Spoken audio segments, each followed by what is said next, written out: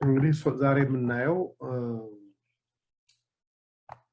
አረጋዊ መንፈሳዊ የተባለው የቤተክርስቲያናችን መጽሐፍ ባለፈው ጊዜ እንደነገርኳችሁ እንግዲህ ቅዱሳት መጽሐፍትን በኢትዮጵያ ቤተክርስቲያን ስንማር አራት ጉባኤ ሆነው እንደተከፈሉ መጀመሪያ በመግቢያችን ላይ ተነጋግረናል። እነዚህ አራት ጉባኤ የሚባሉት ጉባኤ ማለት ትርጉሙ የመማሪያ መድረክ እንደማለት ነው፣ የምንማርበት ማለት ነውና መጽሐፍቱ ተከፋፍለው ነው በትምህርት መልክ የሚሰጡት። የመጀመሪያው የብሉይ ኪዳን ጉባኤ ነው። ሁለተኛው የሐዲስ ኪዳን ጉባኤ የሚለውን ትምህርት እያላችሁ ሰውዙ እናንተ ታሳባችሁ። ሁለተኛው የሐዲስ ኪዳን ጉባኤ ነው። ሶስተኛው ደግሞ የሊቃውንት ጉባኤ ይባላል። የተለያዩ ሊቃውንት የጻፏቸው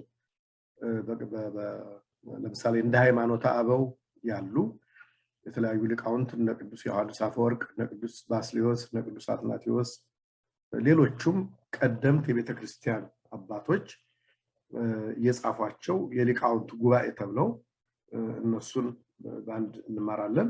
አራተኛው መጽሐፈ መነኮሳት ይባላል። መጽሐፈ መነኮሳት ይባላል። ከዚህ መጽሐፍ ውስጥ ነው እንግዲህ አረጋዊ መንፈሳዊ የሚባለውን መጽሐፍ የምናገኘው በዚህ በመጽሐፈ መነኮሳት ውስጥ ነው። እንግዲህ ባለፈው እንደነገርኳችሁ ክርስቲያኖች እግዚአብሔርን ስናገለግል በዚህ ህይወት ሳለን እግዚአብሔርን ስናገለግል በሁለት መልክ እናገለግለዋለን ብለናል። አንደኛው በዚህ ዓለም ስጋ ህይወት ሳለን ትዳር መስርተን ቤት ሰርተን ልጅ ወልደን የእግዚአብሔርን ህግ ጠብቀን ቅዱስ ስጋውን ክቡር ደሙን እየተቀበልን ንስሐ እየገባን ምጽዋት እየሰጠን አስራቱን በኩራቱን የሚጠበቅብን ነገር እያወጣን እግዚአብሔርን እንድናገለግል በትዳር ህይወት ማለት ነው። ሁለተኛው ደግሞ እግዚአብሔርን የሚመስሉ ሁለተኛው ግሩፕ ደግሞ በመንኩስና በድንግልና በመንኩስና ሆነው ይሄኛውን የስጋውን ህይወት አንፈልገው ብለው ወደ ገዳም ሄደው ወደ ጫካ ሄደው ወደ በረሃ ሄደው በዋሻ ውስጥ በየፍርኩታው በየገደሉ በየዋሻው በየጫካው ገብተው ይሄኛውን ዓለም ሙሉ በሙሉ የስጋውን ዓለም መስዋዕት አድርገው ያኛው ይሻለናል ነው ከታዘዙት በላይ አብልጠው ማለት ነው። ከታዘዙት በላይ ማለት እግዚአብሔር በዚህ ዓለም ሆነን ልጅ ሚስት አግብተን ልጅ ወልደን ወይም ባል አግብተን ልጅ ወልደን እንድንኖር ይፈቅዳል። ግን እነሱ ደግሞ ይሄኛውን አንፈልገው ይቅርብን ለ70 ዓመት ለ80 ዓመት ለ100 ዓመት ብለን አንጨማለቅም ብለው ትተውት ጠቅላላ የገቡት እነዚህ ደግሞ መነኮሳት ደናግል ናቸውና በእነዚህ በሁለቱም እግዚአብሔርን ማገልገል ይቻላል። እንግዲህ መጽሐፈ መነኮሳት ላይ የአረጋዊ መንፈሳዊ ስለ ንስሐ ጽፏል። መጽሐፉን ታገኙታላችሁ። በአማርኛ ተተርጉሟል። በኢትዮጵያ ቤተክርስቲያን የተተረጎመ ነው። እሱ ላይ በ29ኛው አንቀጽ ላይ ስለ ንስሐ 29ኛው አንቀጽ ሙሉ በሙሉ ስለ ንስሐ የተጻፈ ነው። አንቀጽ የሚለው በቤተክርስቲያን አነጋገር ምዕራፍ ቻፕተር እንደማለት ነው። ግን ከቻፕተር ከፍ ያለ ማለት ነው። ቻፕተር ከፍ ያለ ነው፣ ብዙ ነው ማለት ነው። ቻፕተር ምንላቸው አጠራጠር ሊሉ ይችላሉ። ግን ይሄ አንቀጽ ምን ነው በቤተክርስቲያን አነጋገር ሰፋ ያለ ክፍል ነው ያለው ነው ማለት ነውና በዚህ በ29ኛው አንቀጽ ላይ ስለ ንስሐ አረጋዊ መንፈሳዊ የተባለው ቤተክርስቲያናችን አባት ሲጽፍ ንስሐ እናት ናት ይላል። ወይም ደግሞ እንደ እናቶች ማህፀን ነች ይላል። እንደ እናቶች ማህፀን ናት። እንግዲህ የእናትን ማህፀን እንደምታውቁት በእናት ማህፀን ውስጥ ትልቅ የእግዚአብሔር የሥነ ፍጥረት ምስጢር የእግዚአብሔር የሥነ ፍጥረት ስራ ይከናወንበታል። ፕሮሰሱን ስለምታውቁት ወደ ዝርዝር አንገባም። ካሁን በፊትም በተለያየ አጋጣሚ አንስተነው ሊሆን ይችላል። ከአባት የስፐርም ሴል ይመጣል። ከእናት ደግሞ በቤተክርስቲያናችን ቋንቋ ሳይንስ እንቁላል ነው ይላል። በቤተክርስቲያናችን ቋንቋ ከእናት የሚመጣው ደም ነው። ከአባት የሚመጣው ደግሞ የስፐርም ሴል ነው፣ ዘር ይባላል በቤተክርስቲያን ቋንቋ። ከአባት ዘር ከእናት ደም ይመጣና በእናትየዋ ማህፀን ውስጥ ይገናኛል። ሲገናኝ እጅ የለውም፣ እግር የለውም፣ አፍንጫ የለውም፣ ጆሮ የለውም፣ አይን የለውም፣ ምንም አይነት እኛን የሚመስል ሰው የሚመስል ነገር የለውም። ሲምፕሊ ሴል ነው። በአይን እንኳን የማይታይ ሴል ነው። ያ አካል የሌለው ቅርጽ የሌለው መልክ የሌለው ነገር በእናት ማህፀን ሁለቱ በተገናኙ ጊዜ ቅርጽ ይወጣልታል። ባለፈው በአንድ መድረክ አንስተነዋል። በዚሁ ስንማማር ልክ በ40ኛው ቀን በእናት ማህፀን ውስጥ ሁሉ መልክ ይሳላል ማለት ነው። ማንኛውም መልክ እጅ፣ እግር፣ ጣት፣ አፍንጫ፣ ጆሮ፣ ሌላም ነገር የሰው በሙሉ ሊኖረው የሚገባው መልክ በ40ኛው ቀን መጨረሻ ተስሎ ያልቃል ማለት ነው። መጠኑ ትናንሽ ይሆናል እንጂ ሁሉም መልኩ ሰው የሚኖረው ቅርጽ፣ ሰው የሚኖረው ይዘት ተስሎ ያልቃል ማለት ነው። እና በዚህ መልክ እንግዲህ ሰው ሆኖ ፕሮሰሱ ሲያልቅ 9 ወር ከ5 ቀን ፕሮሰስ ሲያልቅ ሰው ሆኖ ይወለዳል ማለት ነው። ግን ወደዚህ ወደ ሰውነት ያደገው በፈርቲላይዜሽን በዩኒየን ወደዚህ ወደ ፈርቲላይዜሽን በፈርቲላይዜሽን እንግዲህ ወደዚህ ፕሮሰስ ያደገው ነገር በጣም ተራ የሆነ ነገር ነው ማለት ነው። እና በዚህ መስሎ ነው የሚያስተምረው አረጋዊ መንፈሳዊ።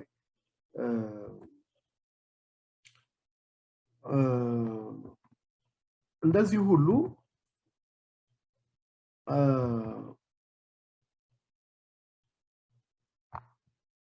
ይሄ ጽንሱ በእናት ማህፀን ውስጥ ያለው ጽንስ የአባቱን መልክና የእናቱን መልክ ይዞ የሚገኘው ወይ መልኩን የሚያገኘው በማህፀን ውስጥ ነው ማለት ነው።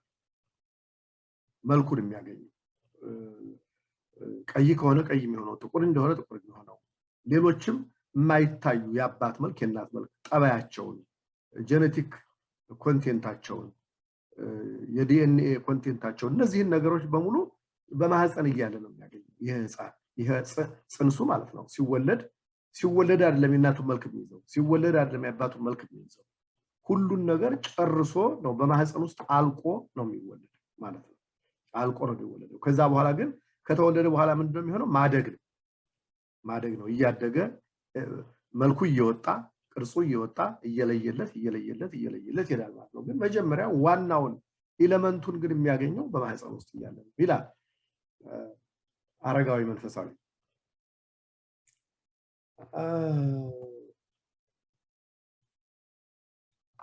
ስለዚህ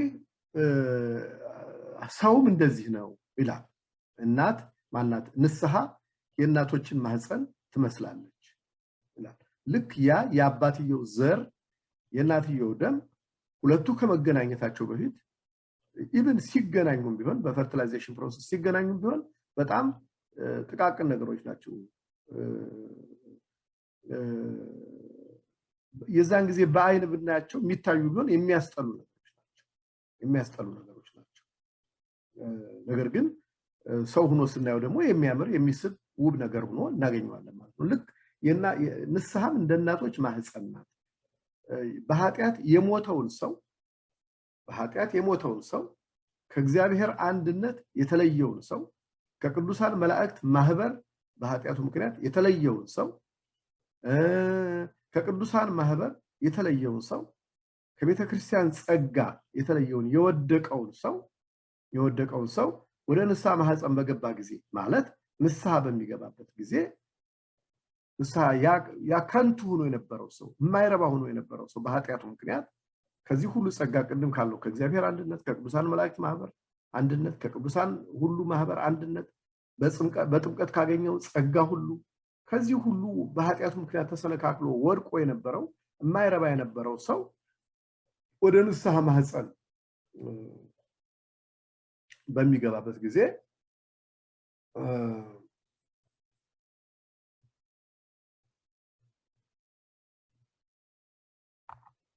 በካህኑ እግዚአብሔር ለካህኑ በሰጠው ስልጣን በካህኑ ስልጣንና የካህኑ ስልጣን ብቻ አይደለም በእግዚአብሔር ጸጋ በእነዚህ በሁለቱ በእግዚአብሔር ጸጋና በካህኑ ስልጣን ንስሐውን ሲጨርስ ቀኖናውን ጨርሶ ሲወጣ አዲስ ሰው ሆኖ ይወለዳል ማለት ነው። ሙሉ ሰው ሆኖ ይወለዳል። ሙሉ ሰው ማለት ኃጢአት የሰራ ሰው እጁን ያጣል፣ እግሩን ያጣል፣ አፍንጫውን ጆሮውን ያጣል ማለት አይደለም።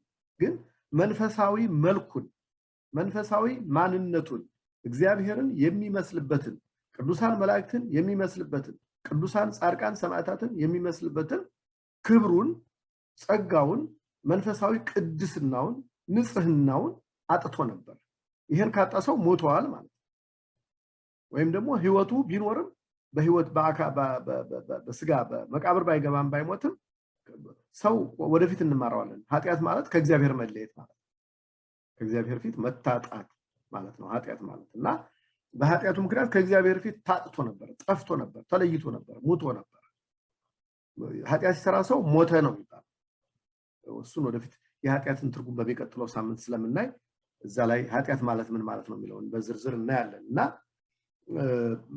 ይሄ በኃጢአቱ ምክንያት የሞተው ሰው ወደ ንስሐ ማህፀን በገባ ጊዜ ማለት ንስሐ በገባ ጊዜ ኃጢአቱን በተናዘዘ ጊዜ በካህኑ ስልጣንና በእግዚአብሔር ጸጋ ምን ይሆናል ሙሉ ሰው ህይወት ያለው ሰው ሆኖ እንደገና ይወለዳል ማለት የቅድስና መልኩን እንደገና አግኝቶ የንጽህና መልኩን እንደገና አግኝቶ እግዚአብሔርን መስሎ ከቅዱሳን መላእክት ማህበር እንደገና ገብቶ ከቅዱሳን ሁሉ ከጻድቃን ሁሉ ከሰማዕታት ሁሉ ማህበር እንደገና ገብቶ ይወለዳል ማለት ነው ከንስሐ ማህፀን ይወለዳል ማለት ነው እንግዲህ ምን ይላል አረጋዊ መንፈሳዊ የንስሐ ማህፀን የማትመክን የእናት ማህፀን ትመስላለች የምትወልድበት ዘመን ወሰን የለውም ትወልዳለች ሁሉ ጊዜ ትወልዳለች ባለፈው ያልነው እንዳትረሱ ያው እነዛ ሁለቱ ሰው ንስሐ የማይገባባቸው ሁኔታዎች ካልተፈጠሩ በስተቀር ሁሉ ጊዜ የምትወልድናት እንግዲህ አስተውሉ ዓለም ከተፈጠረ አሁን 7513 ዓመት ነው በዚህ ዓመት ሁሉ በ7513 ዘመን ሁሉ እየወለደች ነው ከአዳም ጀምሮ ማለት ነው አዳምና ሔዋን በደሉ ንስሐ ገብተው ነበር እግዚአብሔር የነሱን ንስሐ ተቀብሎ ነው 5500 ዘመን ሲፈጸም ተወልጄ አድናቸዋለሁ የሚለውን ተስፋ የሰጠው የነሱን ንስሐ ነው ከሱ ከአዳም ጊዜ ጀምሮ የነበሩ ኃጢአት ሰዎች በሙሉ ንስሐ እየገቡ ኃጢአታቸው ይቅር ተብሎላቸዋል ዳዊትን ታስታውሳላችሁ ትልቅ ኃጢአት ከሰራ በኋላ ሶስት ኃጢአት በአንድ ጊዜ በሰራ ጊዜ የጎልማሳው ሚስት ቀማ በዚህም አታመንዝር የሚለውን ህግ አፈረሰ ሁለተኛ ደግሞ መጀመሪያ ሲጀመር የሰው ሚስት አትመኝ የሚለውን አፈረሰ ከዛ መመኘት ብቻ ሳይሆን ደግሞ ሴትዮዋን ወስዶ ባሏን ቀምቶ ወሰደ ሴትዮዋን ሶስተኛ ደግሞ ባልየውን አስገደለ ይሄ ሁሉ የዝሙት ነፍስ መግደል የመመኘትን ኃጢአት ሰርቶ ነገር ግን ንስሐ ገባ ንስሐ ሲገባ እግዚአብሔር ይቅራል ነብዩ ኢሳይያስ እንደዚሁ ኃጢአት ሰራ ነብይ ነበረ ነገር ግን ኃጢአት በሰራ ጊዜ የነብይነቱ ጸጋ ተወሰደበት ግን ንስሐ ሲገባ ባለቀሰ ጊዜ እግዚአብሔር ጸጋው የነብይነቱ ጸጋ መለሰበት ይቅራለው ኃጢአቱን ይቅራለው እንዲህ ያል መዘርዘር እንችላለን ቅዱስ ጴጥሮስን ታስታውሳላችሁ በጸሎተ ሐሙስ ሌሊት ጌታ በተያዘበት ሰዓት ኢየሱስን አላውቀው ብሎ ካደ ክህደት ነው እግዚአብሔርን አላውቀው ማለት መካድ ነው ነገር ግን ንስሐ ገባ አለቀሰ እግዚአብሔር ይቅራል በጌታችን በመድኃኒታችን በኢየሱስ ክርስቶስ በቀኙ የተሰቀለውን ወንበዴውን ሰውዬ ታስታውሳላችሁ ፈያታዊ ዘይማን ምንለውን እሱ ሰው እድሜውን ሙሉ እስከዛ እስከተሰቀለበት ቀን ድረስ ኃጢአት ሲሰራ ሰው ሲገድል የሰው ንብረት ሲዘርፍ የሰው ቤት ሲያቃጥል ኃጢአት በሙሉ ሲሰራ ይኖር ነው ግን ጌታ በተሰቀለበት ጊዜ በቀኙ ተሰቀለ ስለዚህ ጌታውን ጌታ ሆይ ይቅር በለኝ ዳግመኛ በመንግስት በመጥወጣ ጊዜ አስበኝ ብሎ ጸለየ ንስሐ ገባ ማለት ነው እንግዲህ ልብ በሉ ጌታችን ኢየሱስ ክርስቶስ ከሱ ጋር ተሰቅሏል ግን ከተሰቀለው በስተጀርባ ለሱ የታየው ለፈያታዊ ዘይማን የታየው አምላክ ነው የታየው አምላክ መሆኑን ያወቀውና በመንግስት ሁለተኛ ስትመጣ አስበኝ ብሎ ንስሐ ገባ ንስሐውን እግዚአብሔር ተቀበለልን ዛሬም እኛ ንስሐ ስንገባ እግዚአብሔር ይቀበለናል ስለዚህ የንስሐ ማህፀን የማትመክን ማህፀን ናት ይላል አረጋዊ መንፈሳዊ ጌታ እስኪመጣ ድረስ ልጆችን ለእግዚአብሔር የምትወልድ የማትመክን ማህፀን ይላል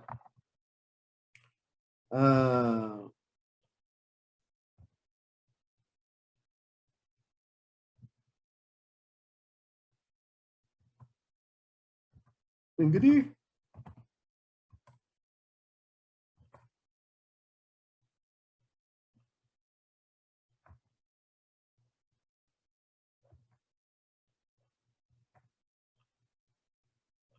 የእናት ማህፀን እንደምታውቁት ለኑሮ ለህፃኑ ይመቸዋል፣ ለጽንሱ ይመቸዋል። ያው ለዛ የተፈጠረ ስለሆነ ግን ጠባብ የሆነ ለህፃኑ ደህንነት ሲል እግዚአብሔር በተፈጥሮ ያዘጋጀው ፈሳሽ አለበት ጠባብ ሌላ ያደገ ህፃን ልጅ ቢገባበት በህይወት መኖር የማይችልበት ጠባብ ነው። ለጊዜው የሚያስጨንቅ ለህፃኑ አይጨንቀው ለሱ የተሰራ ዓለም ስለሆነ እግዚአብሔር ለሱ የፈጠረው ማህፀንን ለጽንሱ ዓለም አድርጎ የፈጠረለት ስለሆነ አይጨንቀውም። ግን እንዲሁ ስናስበው ግን ለኛ ጠባብ የሆነ የሚያስጨንቅ ነው የእናት ማህፀን። ንስሐም እንደዚሁ ንስሐ በምንገባበት ጊዜ አይመችም። ጾም አለበት፣ ስግደት አለበት፣ ሲጀመር ገና ለካህኑ መናዘዝ አለበት። መናዘዝ ባለፈው ሳምንት እንዳነሳ ነው ያስጨንቃል፣ ያስፈራል፣ ያሳፍራል። ከዛ አልፈን ደግሞ ንስሐው ቀኖናው ደግሞ ሲመጣ ጾሙ፣ ስግደቱ፣ ጸሎቱ፣ ምጽዋት ሲባል ከቤተ ክርስቲያን አትግባ፣ ቁርባን አትቀበል እንደዚህ ሲባል ያስጨንቃል። ልክ እንደ እናትየዋ ማህፀን ይላል አረጋዊ መንፈሳዊ ነው እንደዚህ የሚለው በዛው ቅድም በነገርኳችሁ በ29ኛው አንቀጽ ላይና ነገር ግን ለህፃኑ የተመቸ ነው። ለምን ከዛ ሲወጣ የእግዚአብሔር መልክ ይዞ ስለሚወጣ ማለት ነው። እንግዲህ ንስሐ ስለዚህ በምን ተመስላለች? እዚህ በእናት ማህፀን ተመስላለች ማለት ነው። ሶስት ስንት ልደት አለው ታውቃላችሁ? ሰው ስንት ልደት አለው? የሰው ልጅ ስንት ልደት አለው?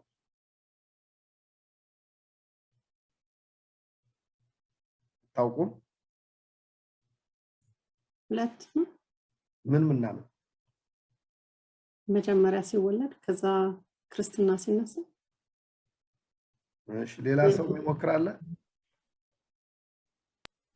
ሶስተኛው ደግሞ ንስሐ ሲገባ ምን? እሺ ሌላስ?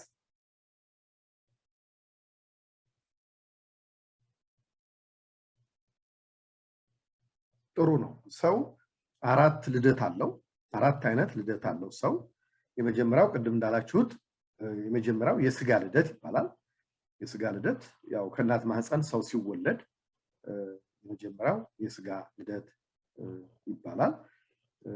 9 ወር ከ5 ቀን ተጸንሶ ያ የጽንሱ ጊዜ ሲጠናቀቅ ሰው ቅድም እንዳልነው ሙሉ መልክ ያለው እግዚአብሔርን የሚመስል መልኩን ይዞ ይወለዳል። በነገራችን ላይ ህፃን ሲወለድ የእግዚአብሔርን መልክ ይዞ ነው የሚወለደው፣ የቅድስና መልኩን ማለት ነው። ህፃናት በንጹህ አይምሮ ጠባይ ነው የሚወለዱት። በንጽህ ሁለት ጠባዮች አሉ፣ ንጽህ ጠባይና አእምሮ ጠባይ የሚባሉ ማለት ነው። አእምሮ ጠባይ ማለት ያው ዕውቀት ማለት ነው። ሁለተኛው ያልተበረዘ ዕውቀት ይዘው ነው የሚወለዱት። ያልተበረዘ በኋላ ይሄን አድርግ እንዲህ አታድርግ ተብሎ ገና ያልተበረዘ ወይም ደግሞ እያየ ሰው የሚያደርገውን ነገር እያየ ያልተበረዘ ንጹህ ዕውቀት አይምሮ ጠባይ ይዘው ነው የሚወለዱት። ሁለተኛው ደግሞ አዲስ ንጽህ ጠባይ ይዘው ነው የሚወለዱት። ንጽህ ጠባይ ማለት ደግሞ ምንድነው? በኃጢአት ያላደፈ ማለት ነው። በኃጢአት ያልቆሸሸ ንጹህ ንጽህ ጠባይ። ሁለት ጠባዮችን እነዚህን አይምሮ ጠባይና ንጽህ ጠባይ የሚባሉትን ነገሮች ይዘው ነው የሚወለዱት ህፃናት። ለዚህ ነው ጌታ በማቴዎስ ወንጌል ምዕራፍ 18 ላይ ስታነቡ እንደምታገኙት እንደዚህ ህፃኑን በመካከላቸው አቁሞ በሐዋርያት በደቀ መዛሙርቱ መካከል እንደዚህ ህፃን ተመልሳችሁ እንደዚህ ህፃን ካልሆናችሁ ወደ መንግስተ ሰማያት መግባት አትችሉም ያለው ለዚህ ነው። በንጽህ ጠባይ ይሄን ኃጢአታችሁን እርግፍ አድርጋችሁ ትታችሁ መጀመሪያ ስትወለዱ ወደ ነበረው ስትፈጠሩ ወደ ነበረው ንጽህ ጠባይ ካልተመለሳችሁ ወደ መንግስተ ሰማያት መግባት አትችሉም ብሎ ለሐዋርያት የነገራቸው ይሄን። ስለዚህ የመጀመሪያው የስጋ ልደት ነው። ሁለተኛው ቅድም እንደተባለው በጥምቀት ከስላሴ የምንወለደው ልደት ነው። ውሃውን ባለፈው በምስጢረ ጥምቀት እንደተማርነው ውሃው ከጌታችን ከመድኃኒታችን ከኢየሱስ ክርስቶስ ጎን በዕለተ ዓርብ በጦር ሲወጋ ከጎኑ ወደ ፈሰሰው ውሃ ይለወጣል። ስለዚህ በዛ ውሃ ተጠምቀን ከእግዚአብሔር ልጅነትን እናገኛለን። ይሄ ደግሞ የምን ልደት ይባላል? የመንፈስ ልደት ይባላል። የቅድሙ የስጋ ልደት ነው ብለናል። ይሄኛው የመንፈስ ልደት ወይም ደግሞ በቤተክርስቲያን ቋንቋ ዳግም ልደት ይባላል። ዳግም ማለት ያው ሁለተኛ ማለት ነው። ዳግም ልደት በእንግሊዘኛው ሪጀነሬሽን የሚባለው ወይም ደግሞ ሪቨርስ ሪጀነሬሽን የሚባለው ማለት ነው። ይሄ ሁለተኛው ነው። ሶስተኛው ቅድም አረጋዊ መንፈሳዊ እንዳለው ሰው ከንስሐ ሲወለድ ይሄ ብዙ ጊዜ የሚፈጸም ነው። ያው ብዙ ጊዜ ደጋግመን ኃጢአት ስለምንሰራ ያው ግን እንደ አንድ ነው የሚቆጠረው። ሰው በህይወቱ ሙሉ 10 ጊዜ ንስሐ ይግባ፣ 6 ጊዜ ይግባ፣ 3 ጊዜ ይግባ ያው እንደ አንድ ልደት ነው የሚቆጠረው። የንስሐ ልደት ይሄ ደግሞ የንስሐ ልደት ይባላል። አራተኛው ልደት ያው በኋላ ጌታ ሲመጣ ከመቃብር የምንወለደው ልደት ነው። በትንሳኤ ከመቃብር ማህፀን ወጥተን የምንወለደው ልደት ነው። ነፍሳችንና ስጋችን ተዋህዶ ጌታ ሲመጣ በዳግም ትንሳኤ በዕለተ ምጽአት ጌታ በሚመጣበት ጊዜ የምንነሳው ትንሳኤ እሱ ደግሞ አራተኛው ልደት ነው። ሰው እነዚህ አራት ልደቶች አሉ። እነዚህ አራት ልደቶች አሉ። ሁለቱ ከኛ ቁጥጥር ውጭ ናቸው። የመጀመሪያው የስጋ ልደት ከሰው ቁጥጥር ውጭ ነው። ማለት አሁን ሰው ሊቆጣጠረው እየሞከረ ነው፣ ግን ያው በኃጢአት መንገድ ነው እየተቆጣጠረው ያለው። ሴቶቹ እንዳይወልዱ እየተደረገ ነው። ከወለዱም በኋላ ደግሞ በአቦርሽን በምን ለማስወጣት እና ሰው በህይወት እንዳይኖር እያደረጉ ነው። ግን ይሄ ያው የኃጢአት መንገድ ነው። ዙሮ ግን ከኛ ቁጥጥር ውጭ ነው ይሄ። ትንሳኤም ደግሞ ከኛ ቁጥጥር ውጭ ነው። ማስጠመቅ በጥምቀት መወለድና በንስሐ መወለድ ግን የኛም ፈቃድ ጭምር ያለበት ነው። ማለት ልጄን አላስነሳም ካለች እናት አባት ክርስትና አላስጠምቅም ካለች ትችላለች። እንግዲህ በኋላ የሚመጣውን ቅጣት መቋቋም ከቻሉ ቤተሰብ አላስጠምቅም ሊል ይችላል። ወይ ደግሞ ልጁ ሰውየው ያደገ ከሆነ ካደገ በኋላ የሚጠመቅ ከሆነ አልጠመቅም ማለት ይችላል። በኋላ ፍርዱን ለመቀበል ከፈለገ ወይም ደግሞ ከፈቀደ ከቻለ። የመጨረሻውን ደግሞ ትንሳኤ ደግሞ ከኛ ቁጥጥር ውጭ ነው። ሰው አልፈልግም ተነስቼ ወደ ገሃነም መግባት አልፈልግም እንደሞትኩ መቅረት ነው እንፈልገው ማለት አይችልም። እና እነዚህ አራት ልደቶች አሉ። እንግዲህ ከአራቱ ልደቶች አንዱ ንስሐ ነው ማለት ነው።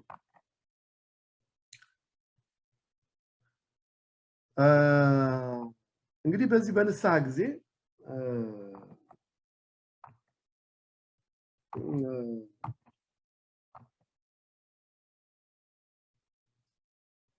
እንደምታውቁት እንባ አለ።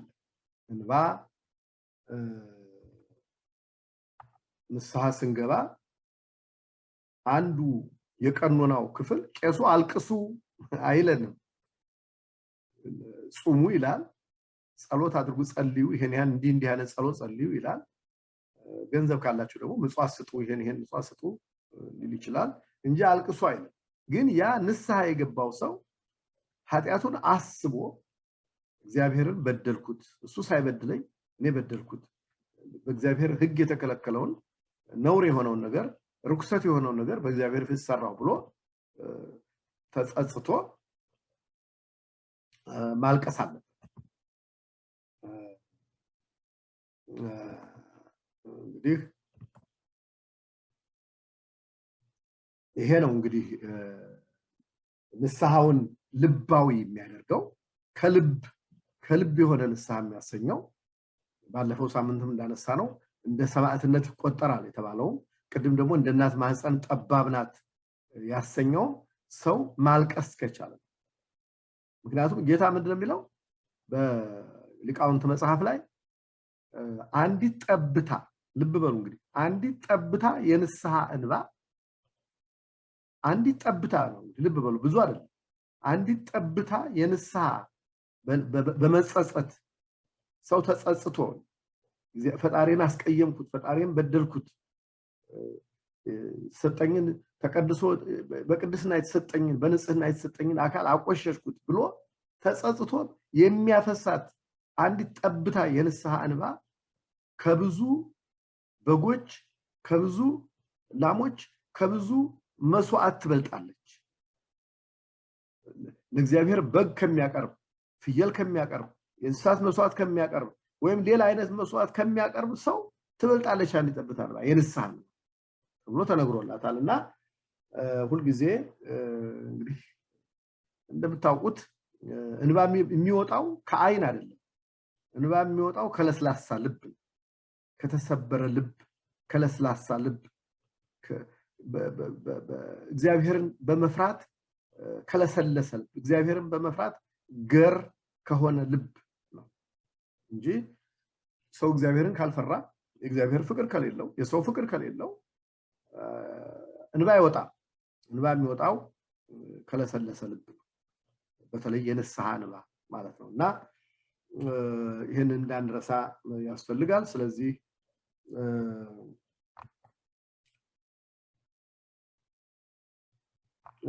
ሀፍረትን ሳምንት አንስተናል።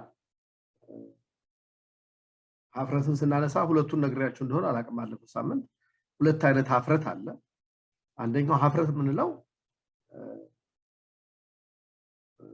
የሰራነውን ኃጢአት ደፍረን ሀፍረቱን ተቋቁመን ለካህኑ ስናዘዝ ይሄ ቅዱስ ሀፍረት የተቀደሰ ሀፍረት የምንለው ነው።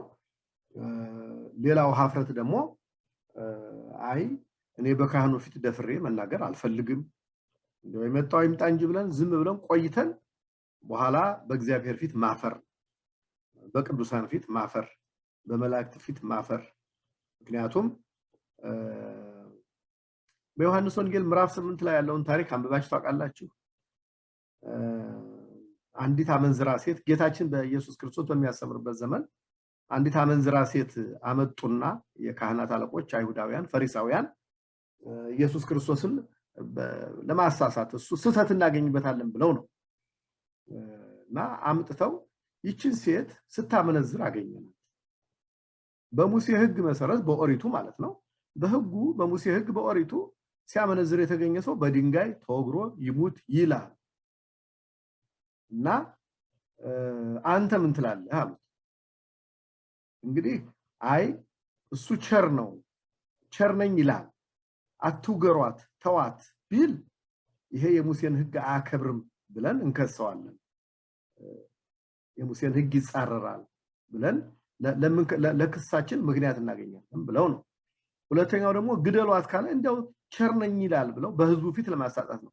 ቸር ነኝ ይላል ግን ባለፈው እኮ ስናቀርብለት በድንጋይ ተወግራ ትሙታል አንዷ ያችን ሴት ብለው በህዝቡ ፊት ቸር አይደለም እሱ ርህሩህ አይደለም የሚለውን ለማሳጣት ነበር። ግን እሱ ምን አላቸው?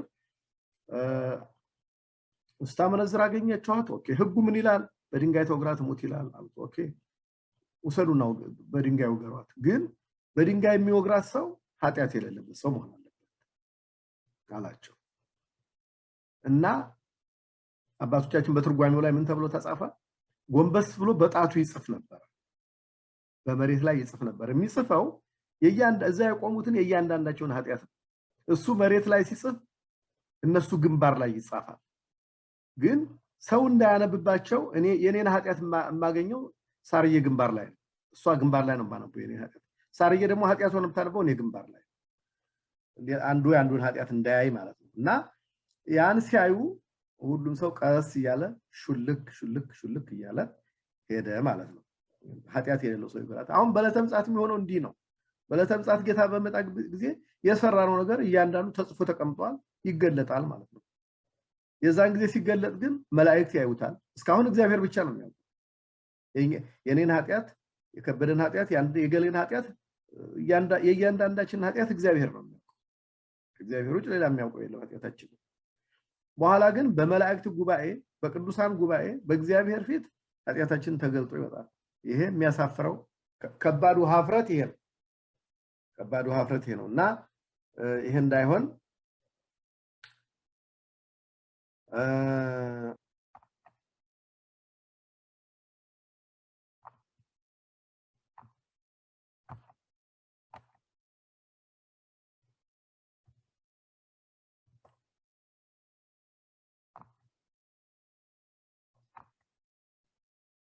ከዚህ ቀጥሎ ደግሞ አራተኛውን ነው የምናየው።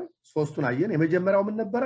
የመጀመሪያው ንስሐ ማለት ሰማዕትነት ነው። ሁለተኛ ንስሐ ማለት ፍላጎታችንን ፈቃዳችንን ለእግዚአብሔር ፍቅር ብለን መስዋዕት ማድረግ አለን። ሶስተኛው ንስሐ ማለት የእናቶች ማህፀንን ትመስላለች ብለን ያነሳ ነው ማለት ነው። አራተኛው ንስሐ ማለት ጠፍቶ መገኘት ማለት ነው። ጠፍቶ መገኘት እንደምትሉት በእንግሊዘኛ በዚህ ሀገር ሎስት ኤንድ ፋውንድ ነው ይባላል አይደል? ሎስት ኤንድ ፋውንድ እንደምትሉት ማለት ነው። ይሄን የምንማረው የሉቃስ ወንጌልን መሰረት አድርገን የሉቃስ ወንጌል ምዕራፍ 15ን አንብባችሁ ታውቃላችሁ?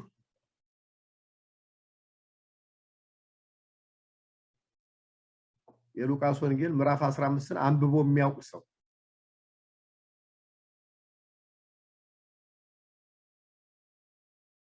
ግሩም ነው። አዲያ ምን እያነበባችሁ ነው? ወንጌል ካላነበባችሁ ወንጌል ማለት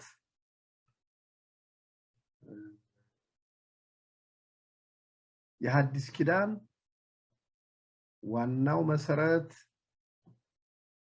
የሐዲስ ኪዳን ህግጋት መሰረት በጌታችን በመድኃኒታችን በኢየሱስ ክርስቶስ አንደበት በራሱ አንደበት የተነገረ ነውና እንደውም ካሁን በኋላ መሰጣችሁ አሳይመንት ምንድነው? ሁሉ ጊዜ በየቀኑ ማለት ነው በየቀኑ ወንጌል የሚባለው ታውቃላችሁ አይደል? የማቴዎስ ወንጌል፣ የማርቆስ ወንጌል፣ የሉቃስ ወንጌል፣ የዮሐንስ ወንጌል እነዚህ አራቱ ናቸው ወንጌላት የሚባለው።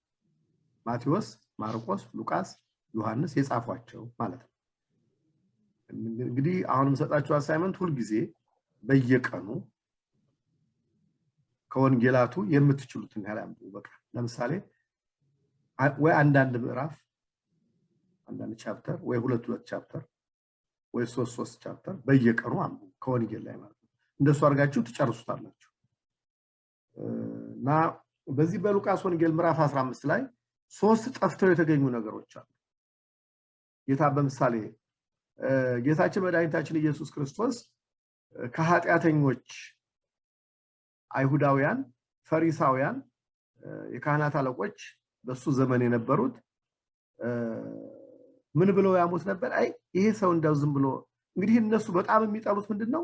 ኃጢያተኛ ሰው ለምሳሌ ቀራጭ የመቅረጥ ስራ የሚሰራ ቀረጥ የመሰብሰብ የቀራጭነት ስራ የሚሰራ አመንዝራ ራሱ አንድ ፈሪሳዊ የአይሁድ የካህናት ሰው የሆነ ፈሪሳዊ ጧት ከቤቱ ሲወጣ ከሚጸልያቸው ጸሎቶች አንዱ ጌታ ሆይ ዛሬ በአይኔ አመንዝራ ሰው እንዳታሳይ፣ ቀራጭ የሆነ ሰው እንዳታሳይ ብሎ ነው የሚወጣው ከቤቱ ከሚጸልዩት አንዱ። ወይም ደግሞ ለምጽ ያዘው ሰው እንዳታሳይ ብሎ ነው የሚወጣው። እና በጣም የሚጠሏቸው ናቸውና እነዚህን ደግሞ ጌታ ይወዳቸዋል። ከነሱ ጋር ነው ቁጭ ነው የሚበላው። አመንዝራዎቹ ይመጣሉ፣ ቀራጮቹ ይመጣሉ፣ ለምጽ ያዛቸው ሰዎች ይመጣሉ። ለምጽ ያዛቸው ሰዎች ለመፈወስ ፈውስ፣ መድኃኒት፣ ድህነት ለማግኘት ከደዌያቸው እንዲድኑ፣ እነዚህ ደግሞ በአመንዝርነት የነበሩት በቀራጭነት የነበሩት እነሱ ደግሞ ኃጢያታቸውን ይቅር እንዲልላቸው ይመጣልና ምን ብለው ያሙት ነበር? ይሄ እንደው ሰው አይመርጥም፣ ዝም ብሎ እየሰበሰበ ቀራጩንም አመንዝራውንም ለምጽ ያዘውንም እየሰበሰበ ብለው ያሙት ነበርና እንደውም በማቴዎስ ወንጌል ምዕራፍ 9 ላይ እንደተጻፈልን ሐኪሙን የሚፈልጉት ባለመድኃኒቱን የሚፈልጉት የታመሙ ሰዎች ናቸው እንጂ ጤነኞች አይደሉም። እኔም የመጣሁት በሽተኞቹን ለመሰብሰብ ነው፣ የታመሙትን ለመፈወስ ነው። በኃጢያት የታመሙትን ከኃጢያታቸው ይቅርታ ለኃጢያታቸው ስርየት ይቅርታ ለሰጣቸው፣ የታመሙትን የሥጋ በሽታ ደግሞ የታመሙትን ለፈውሳቸው የመጣሁትና ህሙማን ይፈቅዱ ወላቃቤ ስራይ ባለመድኃኒቱን ሐኪሙን የሚፈልጉት የታመሙ ሰዎች ናቸው እንጂ ጤነኞች አይደሉም ብሎ መልሶላቸው ነበርና በዚህ በሉቃስ ወንጌልም እንደዚህ ተመሳሳይ ነገር አንስተው ሲሉት በምሳሌ ነገራቸው። 3 ምሳሌዎችን አስቀምጧል በሉቃስ ወንጌል ምዕራፍ 15 ላይ 3 የጠፉ ነገሮች። የመጀመሪያው ሳንቲም ነው። ብር ሳንቲም ብላችሁ ሰሩት ግድ የለም። ድርሃም ይባላል። ድርሃም አሁን አረቦቹ ወርሰውት ይጠቀሙበታል ይመስለኛል። ድርሃም የሚባለው ነገር በኢትዮጵያ ዞሮ ድሪም ይባል ነበር። ድሪም ከገንዘቡ የተወሰደ ነው። እንደውም እናቶቻችን አንገታቸው ላይ የሚያስሩት ደግሞ ድሪ የሚባል ነበር። ስሙ ከዛው የተወሰደ ነውና ዞሮ ሳንቲም ብላችሁ ሰሩት። አንዱ ጠፍቶ የተገኘው ሳንቲም ነው። ሁለተኛው ጠፍቶ የተገኘው በግ ነው። ምዕራፉን አንብቡት በኋላ ጊዜ ሲኖራችሁ የሉቃስ ወንጌል ምዕራፍ 15። ሁለተኛው ጠፍቶ የተገኘው በግ ነው። ሶስተኛው ጠፍቶ የተገኘው ደግሞ ልጅ ነው። አንድ ልጅ የሆነ የአንድ ሰው ልጅ ነው ጠፍቶ የተገኘው እና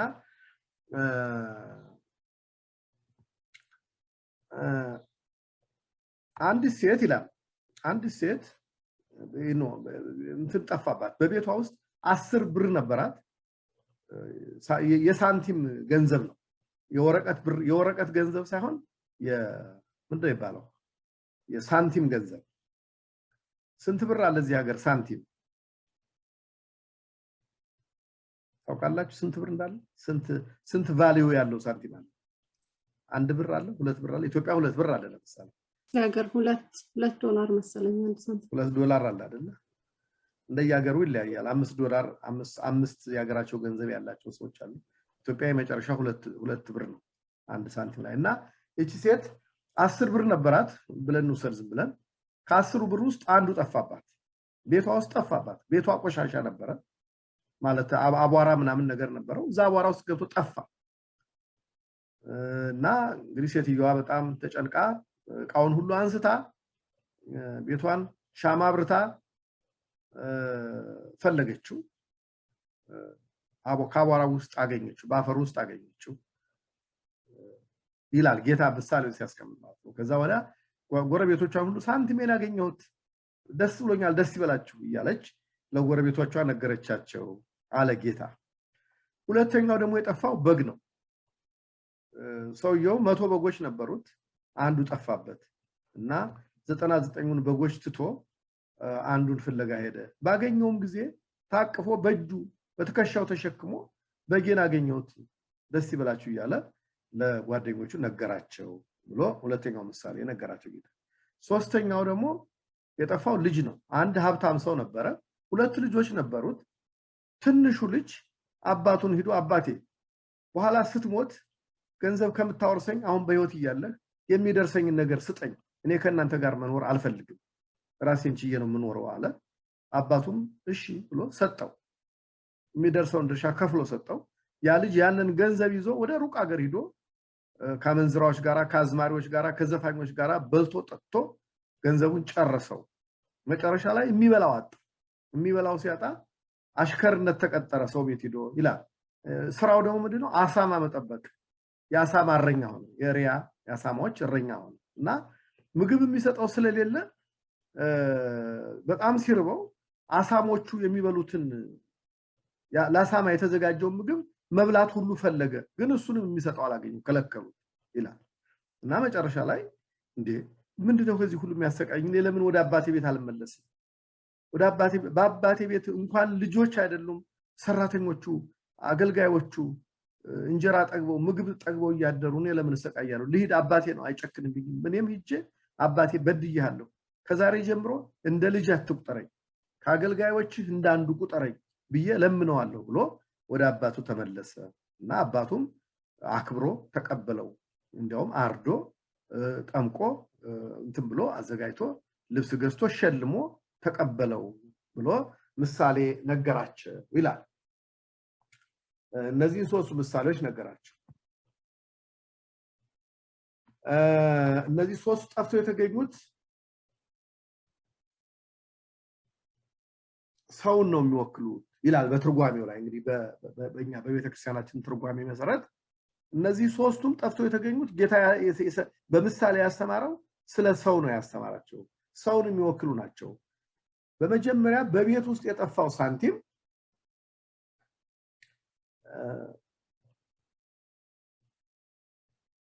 ሳንቲም ለምን እንደሚያገለግለው ወይም ገንዘብ ለምን እንደሚያገለግለው ለምሳሌ ይሄ ዶላር ፓውንድ ብር ምንድነው ነገር ከሚሰጣቸው ጥቅሞች አንዱ ምንድነው እንደው አልተማራችሁም አምስተኛ ክፍል ስድስተኛ ክፍል ሳላችሁ እዚህ ሀገር አላቀም ኢትዮጵያ እንማራለን ገንዘብ ለምን ያገለግላል እየተባለ ማለት ነው ኢኮኖሚክስ የተማረ የለም ወይ አካውንቲንግ ትሬድ ለማድረግ ለመግዛት ለመለወጥ ያ ሚዲየም ኦፍ ኤክስቼንጅ ነው ይባላል የመጀመሪያው ፐርፐዝ ሚዲየም ኦፍ ኤክስቼንጅ ነው ሚዲየም ኦፍ ኤክስቼንጅ ማለት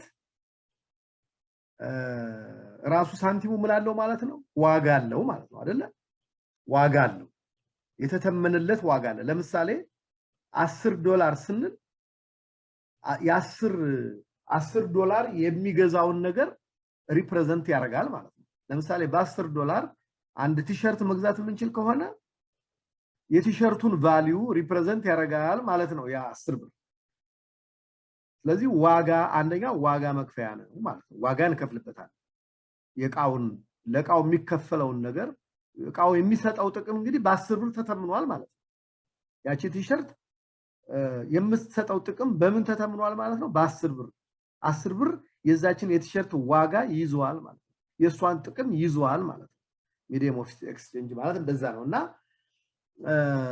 እቺ የጠፋ ሳንቲም የዋጋ መክፈያ የዕዳ መክፈያ ነው ወይም ደግሞ አንድ ነገር ስንገዛ የዛን የቃ ዋጋ ምን ከፍልበት ነው እና ይሄ ማንን ይመስላል አሉ አባቶቻችን በቤተክርስቲያን ውስጥ ያለ አንድን ኃጢያተኛ ይመስላል አሉ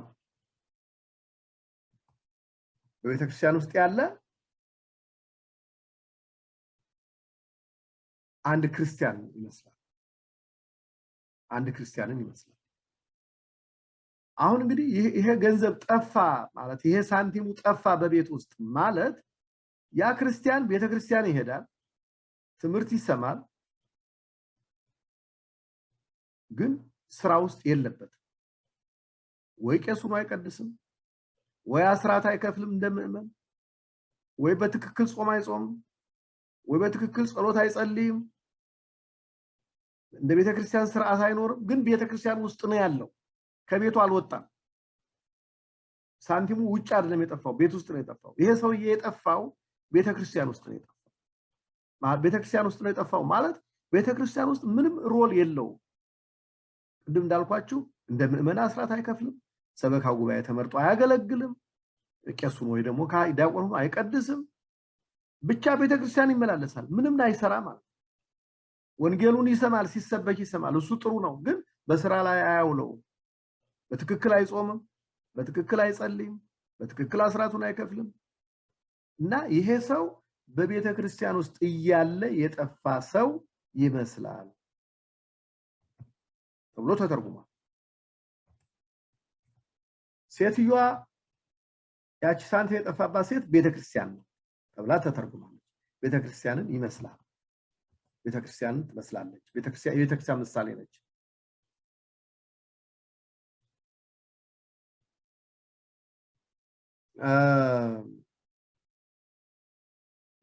good for nothing ቢባል ኤክስፕሬሽን ሰምታችኋል ታውቃላችሁ አይደል good for nothing ይባላል እንደዚህ አይነት ሰው good for nothing ጥሩ ለምንም የማይጠቅም ማለት ነው good for nothing እንደ ክርስቲያን ጥሩ ነገር ያለችው ቤተክርስቲያን መመላለሱ ብቻ ከዛ ውጪ ሌላ ያፈራው ነገር የለም ማለት ነው እና ቤተክርስቲያን ሴትዮዋ ቤተክርስቲያን ትመስላለች ያቺ ሴት ሳንቲሙ በጠፋ ጊዜ ምንድነው ያደረገችው ፈለገችው ሳንቲሟን ፈለገችው ሻማ አብርታ ወሻሻውን ጠርጋ ሻማ አብርታ ፈለገችው ልክ እንደዚህ ሁሉ ቤተክርስቲያንም እንዲህ አይነቱን ሰው ትፈልገዋለች ሻማ አብርታ ትፈልገዋለች ማለት ሻማ የሚባሉት ካህናት ናቸው ብርሃኑ ከሻማው የሚወጣው ብርሃን ስልጣና የካህናቱ ስልጣን በሻማ ውስጥ ያለው ቅባት ደግሞ ቅባት ከሌለው አይበራም ሰምን በሉት ሌላም ነገር በሉት ሻማው ጧፉ የሚሰራበት ነገር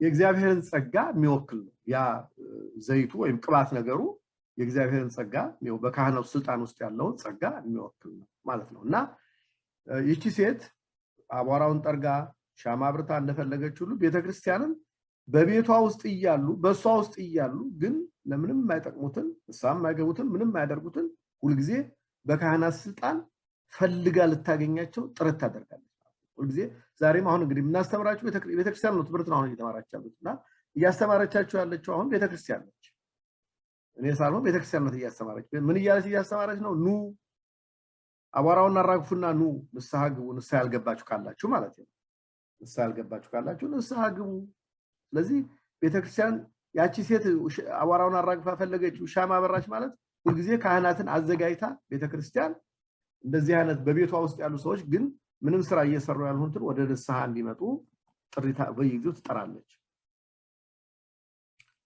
ማለት ነው። አንደኛው ትርጉሙ ይሄ ነው።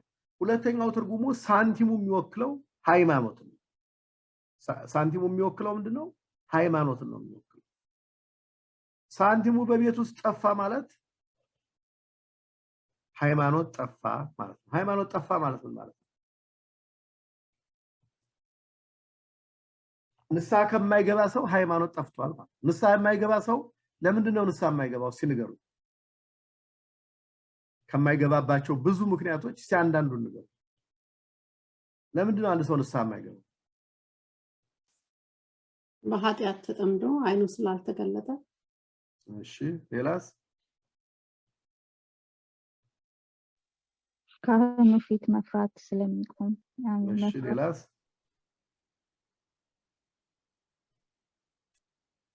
lack of understanding ሃይማኖት በደንብ አለማወቅ። እሺ አለማወቅ። ሌላስ? ያን ኃጢአት ደግመዋለሁ ብሎ ፍራቻ። እሺ ሌላስ? በፍርሃት ምን በመፍራት እንዴት አድርገው ንስሐ እንደሚገባ ነው አለማወቅ ላይ ተያዘ። ጥሩ ነው። እነዚህ ሁሉ ጥሩ ናቸው። ልክ ሊሆን ይችላል። ግን ዋናው ነገር ሰው ንስሐ የማይገባው ልንገራችሁ። እንደው እውነቱን እንነጋገር ካልን ሃይማኖት ስለሌለው ስለማያምን ምን ስለማያምን ምንድነው የማያምነው? ንስሐ ሲገባ ኃጢያቱን የሚናዘዘው የሚናገረው ለእግዚአብሔር እንደሆነ ስለማያምን ባይኑ እሱ የሚያው ቄሱን ካህኑን ስለሆነ እንደ ሰው ስለሚያቸው ያው እንደ ማንኛችንም ሰው ማለት ነው። እሳቸውም ሰው ናቸው። ግን እንደ ማንኛውም ሰው ስለሚያቸው ለካህኑ እናገራለሁ ብሎ ነው እንጂ ለእግዚአብሔር እናገራለሁ ብሎ አያምንም፣ አያስብም። ስለዚህ ሲጠቃለል አባቶች ሲተረጉሙ ሃይማኖት ስለሌለው ይላል። ሃይማኖት ያለው ሰው እግዚአብሔር ንስሐን ይቀበላል። ቤተክርስቲያን ውስጥ ተቀምጦ ከቄሱ ጀርባ ከቄሱ ጋር ሆኖ ንስሐን ይቀበላል፣ ኑዛዜን ይቀበላል ተብሎ እየተነገረው እኔ ባይኔ አላየሁም አላውቅም ይሄን እኔ ባይኔ የማያቸው ቄሱ ነው እሳቸውን ደግሞ ፈራቸዋለሁ ብሎ ከቀረ ሃይማኖት ነው የጎደለው ማለት ነው። ወይም ደግሞ እምነት ነው የጎደለው ማለት ነው። ሃይማኖት ሳይሆን እምነት የለውም ማለት ነው። በእግዚአብሔር ላይ እምነት የለውም ማለት ነው። እና ይሄ ከባድ ነገር ነው። ምክንያቱም እግዚአብሔር ምን አለ? ሐዋርያትን ሲልካቸው ራሳችሁ ልታነቡት ትችላላችሁ። በማቴዎስ ወንጌል ምዕራፍ 10 ላይ መጨረሻው ፓርት ላይ ስታነቡ ከቁጥር 39 40 ጀምራችሁ ስታነቡ እናንተን የተቀበለ እኔን ተቀበለ፣ እናንተን እንቢ ያለ እኔን እንቢ ያለ ብሎ ነው ለሐዋርያ ስልጣን ይስጣችሁ ማለት ያው ለካህናቱ ማለት ነው። አንድ ሁለተኛ በማቴዎስ ወንጌል ምዕራፍ 28 ቁጥር 19 20 ላይ ስታነቡ እንደዚሁ ሐዋርያትን ለመጨረሻ ጊዜ ከትንሣኤው በኋላ ሲልካቸው ሂዱ ወደ ዓለም ሁሉ ዳርቻ ሂዱ፣ ሰዎችን አስተምሯቸው፣ አሕዛብን አስተምሯቸው፣ እኔ ያዘዝኳችሁን ንገሯቸው እና ደቀ መዝሙር አድርጓቸው፣ ተማሪ አድርጓቸው፣ የእናንተ ተማሪዎች አድርጓቸው ከአለና መጨረሻ ላይ ምን አለ? እስከ ዓለም መጨረሻ ድረስ እኔ ከእናንተ ጋር ነኝ አላቸው። እስከ ዓለም መጨረሻ ድረስ ማለት ጌታ ተመልሶ እስከሚመጣ ማለት ነው። ከእናንተ ጋር ነኝ። እንግዲህ እንደምታውቋቸው ይሄን የሚለው ለ12ቱ ሐዋርያት ነው። እንደውም የዛን ጊዜ 11 ነበሩ ይሁዳ ስለወጣ ጌታ ከ11ዱ ጋር ብቻ ነው እስከ ዓለም መጨረሻ የሚኖር። እነሱ እኮ ጊዜያቸውን ጨርሰው ሙተዋል። ትልቁ እድሜ የነበረው ዮሐንስ ወንጌላዊ ነው። ከጌታ ከተወለደበት ጀምሮ እስከ 100 ዓመተ ምህረት የነበረው እሱ ነው። ሌሎቹ ቀድሞ ነው እንዳውም የሞቱት። ቅዱስ ጴጥሮስ በ67 ዓመተ ምህረት ነው የሞቱት ከጌታ ልደት ማለት ነው። እና እነሱ ሙተዋል። ምንድነው እስከ ዓለም መጨረሻ ከእናንተ ጋር እኖራለሁ ማለት? ይሄ ስልጣን ለሁሉም ቄሶች ለሁሉም ካህናት የተሰጠ መሆኑን የሚነግረን የሚያመለክተን ነገር ነው ማለት ነው። እስከ ዓለም መጨረሻ ድረስ ከእናንተ ጋር ነው አላቸው። ስለዚህ ዛሬ ንስሐ ስንገባ ስንጠመቅ በቄሱ እጅ ብቻ ነው የምንጠመቀው። ኢየሱስ ክርስቶስ ከቄሱ ጋር አብሮ አለ። አባቴ ሰርቄያለሁ ብዬ ንስሐ ስገባ እኔ ለካህኑ ስናገር እግዚአብሔር በቀደም ነግራቸዋለሁ አይደለ ሁለቱ ናቸው የተገኛችሁበት ሶስት ናቸው የተገኛችሁበት በመካከላችሁ ይገኛለሁ ያለው ምን ማለት እንደሆነ ባለፈው ሳምንት ተምረናል እና አሁንም ሳንቲም የተባለው እምነት ነው ሳንቲሙ ጠፋ በቤት ውስጥ ማለት በዛ በክርስቲያኑ ልቡና ውስጥ እምነት ጠፋ ምን ብሎ ማመን ነበረበት እኔ ምን ቸገረኝ ፈጣሪ ነው የሚቀበለኝ ንስሐውን ኑዛዜውን የሚሰጠኝ ፈጣሪ ነው አሁን ሳገኘው ሳለ ተናግሬ ኃጢአትን ልገላገል እንጂ ለምን እደብቀዋለሁ ማለት ሲገባው አለመናገር የእምነት መጉደል ነው የእምነት መጥፋት ነው ብለው ተርጉመውታል አባቶቻችን በሊቃውንት መጽሐፍ ላይ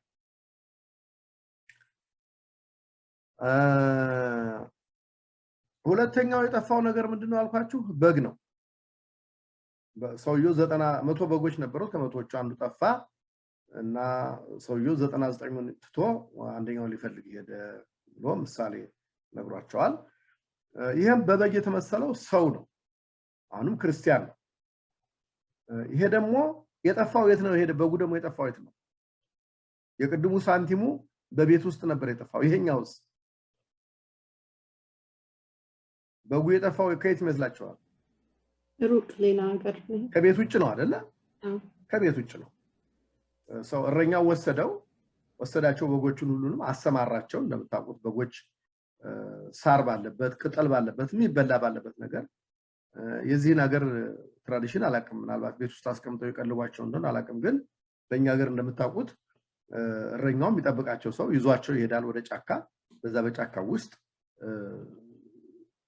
ካውሬ እየጠበቃቸው ከተኩላ ከቀበሮ ይሄን ከመሰሉ ከጅብ ካውሬ እየጠበቃቸው ሳር እንዲበሉ ቅጠል እንዲበሉ ይወስዳቸዋል ከዛ በልተው ሲያበቁ ደግሞ የለመለመ መስክ ላይ አቆይቶ ከዛ ደግሞ ወደ ምንጭ ወዳለበት ወደ ውሃ ደግሞ ይወስዳቸውና አጠጥቶ ማታ ወደ ቤታቸው ይመልሳቸዋል እና ይሄ በግ የጠፋው ከቤት ውጭ ነው በሜዳ ላይ እየተጠበቀ በነበረበት ጊዜ ዝም ብሎ ሳር ፍለጋ እየሄደ ጠፋ በኋላ መመለሻው ጠፍቶበት ነው እንግዲህ ምክንያቱም በግ ሁሉ ጊዜ የለመለመ ነገር ካየ ዝም ብሎ ያን እየተከተለ ይሄድና ይጠፋል ተመልሶ መመለስ አይችልም ለምን መንገዱ ይጠፋበታል በየት በኩል እንደመጣ ያውቅ ይሄ በግ እንደዛ ነው የሆነው ከዛ በኋላ እረኛው ደግሞ በጎቹ ብዙ ስለሆኑ ያለ መስሎት ነበር በኋላ ወደ ቤታቸው ማታ ሊወስድ ሲል አንዱ እንደጎደለ ሲያረጋግጥ በዛ አንትቶ ያንን ፍለጋ ሄደ ማለት ነው ባገኘውም ጊዜ ተሸክሞ አመጣው ተብሎ ተጽፏል ይሄም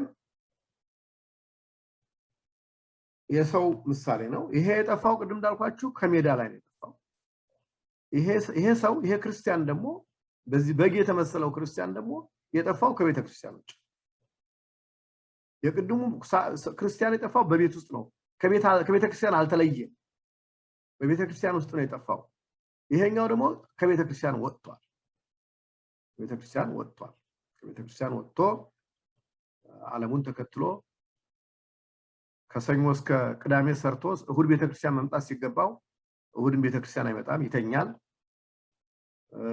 ከሰዓት በኋላ ፊልም ላይ ይሄዳል ኳስ ላይ ይሄዳል ያው እሱ መዝናኛ ወደሚለው ቦታ ይሄዳል ሰኞ እንደገና ተመልሶ ስራ ይገባል ከቤተ ክርስቲያን ውጭ ነው ቤተ ክርስቲያን ከምታቀርባቸው አገልግሎቶች ውጭ ነው ወንጌል አይማርም ምክንያቱም በጉ ሳር እየፈለገ አይደል የጠፋው ምግብ እየፈለገ ነው የጠፋውና ይሄም ዝም ብሎ ሆዱን ብቻ እየተከተለ ስጋው የሚያዘውን ነገር ብቻ እየተከተለ እዚህ ቦታ ጥሩ ስራ አለ ሲባል ስራውን እዚህ ቦታ ጥሩ ምግብ ቤት ጥሩ ሆቴል አለ ሲባል ምግብ ቤቱን እዚህ ቦታ ደግሞ እንዲህ ያለ ጥሩ ነገር አለ ሲባል እሱን እየተከተለ ብቻ የስጋውን ፍላጎት ብቻ እየተከተለ እንዲህ ያለ ቦታ ጥሩ ስልጣን ይገኛል ካሉት ያንን ደግሞ ተከትሎ እየሄደ ከቤተ ክርስቲያን ውጭ ያለ ሰው ነው ማለት ነው እና በዚህ በመዝሙረ ዳዊት ላይ መዝሙር 22ን ታውቋታላችሁ በዚህ በፕሮቴስታንቶቹ አቆጣጠር መዝሙር 23 አድርገዋታል በዚህ በአማርኛው መጽሐፍ ቅዱስ ላይ ቤዚካሊ ግን መዝሙር 22 ነው ታውቋታላችሁ መዝሙር 22 ወይም 23 እግዚአብሔር እረኛዬ ነው የሚለው እግዚአብሔር እረኛ ነው የሚለው ማለት ነው ጎበዝ እግዚአብሔር እረኛ ነው የሚለው ማለት ነው እግዚአብሔር እንግዲህ የኛ እረኛ ነው ግን አሁን እግዚአብሔር እረኛችን ቢሆንም በማን በኩል ነው እየጠበቀን ያለው ጌታ? እግዚአብሔር እረኛችን ነው እናውቃለን። ግን አሁን ተገልጦ እግዚአብሔር እረኛ ሆኖ እየጠበቀን ነው ወይስ እንዴት ነው እየጠበቀን ያለው?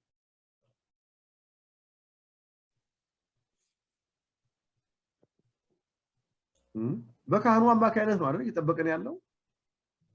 በካህናቱ አማካኝነት ነው እየጠበቀን ያለው። እና ምን ይላል እዛ እግዚአብሔር እረኛ ነው የሚለው ላይ በለመለመ መስክ ያሳድረኛል ያሰማራኛል ማለት ነው። ያሳድረኛል ማለት ያኖረኛል ያሰማራኛል። በለመለመ መስክ ያሳድረኛል። ሌላስ ምን ይላል? ውሃ በማይረፍት ታጸነኒ ጥሩ ውሃ ባለበትም ያሳድረኛል ይላል። እና ይሄ የለመለመ መስክ የምትባለው ቤተክርስቲያን ነው። ለምለም መስክ ታውቃላችሁ? አይታችሁ ታውቃላችሁ? መስክ ማለት ምንድን ነው ታውቃላችሁ?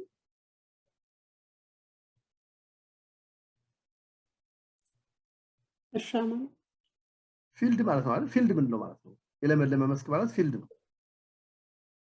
ግሪን ፓስቸር ይላል እዛ መጽሐፍ ጋር እንግሊዝኛው ላይ። የለመለመ መስክ ማለት ለምለም ሳር ያለበት የተመቸ ምግብ ለበጎቹ ምግብ ያለበት ለእንስሳት ምግብ ያለበት ለምለም መስክ ይባላል። ፊልድ ማለት ነው።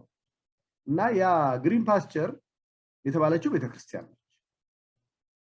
ቤተክርስቲያን በዛ በመስኩ ውስጥ ለበጎቹ የሚያስፈልገው ምግብ እንዳለ ሁሉ በቤተክርስቲያንም በጥምቀት የምናገኘው ጸጋ፣ በንስሐ የምናገኘው ጸጋ፣ በቅዱስ ሥጋው በክቡር ደሙ የምናገኘው ጸጋ፣ ወንጌልን በመማር የምናገኘው ጸጋ ማአት የጸጋ ግምጃ ቤት ነው ተባለው። ቤተክርስቲያን የጸጋ ሁሉ መገኛ፣ የእግዚአብሔር ስጦታዎች ሁሉ፣ በጎ ነገሮች ሁሉ፣ የበረከት ሁሉ፣ የጸጋ ሁሉ፣ የመልካም ስጦታ ሁሉ ቤተክርስቲያን መገኛ ቤተክርስቲያን ነች። ይሄ በግ እንግዲህ የጠፋው ከዚህ ቤተክርስቲያን ጠፍቷል፣ የለም።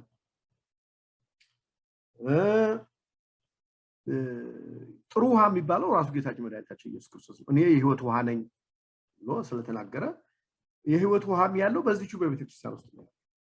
አሁን በዚህ በትንቢተ ማን ነው ስሙ እንባቆም የሚባል መጽሐፍ ሰምታችሁ ታውቃላችሁ? ትንቢተ እንባቆም የብሉይ ኪዳን አንዱ መጽሐፍ ነው እና በብሉይ ኪዳን በዚህ በማን ነው በትንቢተ እንባቆም መጽሐፍ ላይ ታጉሉ አባግ እመብል የሚል አንድ ጥቅስ አለ። ምን ይላል? በጎች አንበላም አሉ አንደኛ፣ ሁለተኛ በጎች ደግሞ አንበላም አሉ ይላል ሲተረጎም ማለት ነው። አንበላምም አሉ አንበላም አሉ በጎች። እንግዲህ በበግ የሚመስለው ያው ሰው ነው። በዮሐንስ ወንጌል ምዕራፍ 10 ላይ እንደምታነቡት ጌታ ሲያስተምር እኔ እውነተኛ የበጎች እረኛ ነኝ እና በእኔ የሚያምኑ ደግሞ በጎች ናቸው ብሎ እንዳስተማረው ማለት ነው።